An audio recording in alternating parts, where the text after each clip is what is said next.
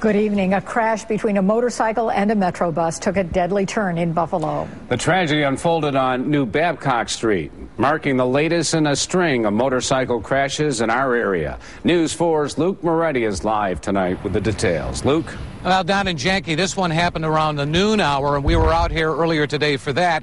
Police still on the scene here several hours later. In fact, they have us back a distance from the actual scene, but if you can look down the road here, you can still see NFTA police car in the street. And just a few minutes ago, some of the accident investigators were looking over the scene. But let's bring you up to date on what we know at this hour. A 20-year-old Buffalo man operating a motorcycle died after striking a Metro bus here on New Babcock Street around noon. Based on what multiple witnesses have told the investigators, taking witnesses' statements, that the motorcyclist apparently was going at a, I'm quoting, fairly high rate of speed. According to the NFTA, the bus had just finished its run and was traveling south, making a left turn into the Babcock bus garage.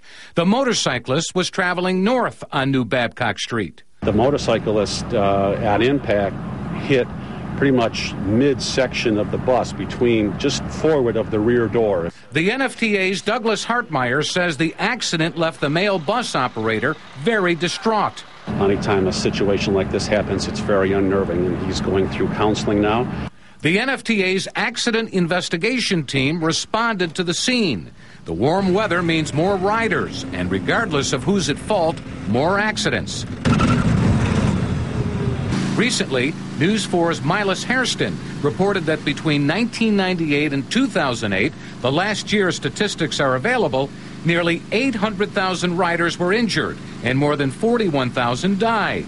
Douglas Hartmeyer says NFTA bus operators are fully aware of the many motorcycles on the road this time of year.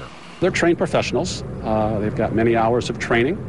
And, they are, though, driving a 40-footer, a 30-footer, a smaller van. So maybe it makes their job a little bit more difficult. But they are trained professionals and do know the rules of the road accordingly.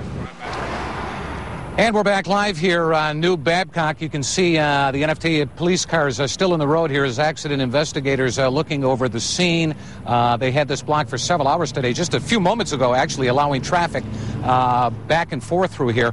We can now tell you who the motorcycle victim is in this unfortunate, tragic, and fatal crash. He has been identified as 20-year-old Tyler A. Lykos of Buffalo.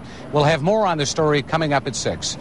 For now, we're live. Luke Moretti, News 4.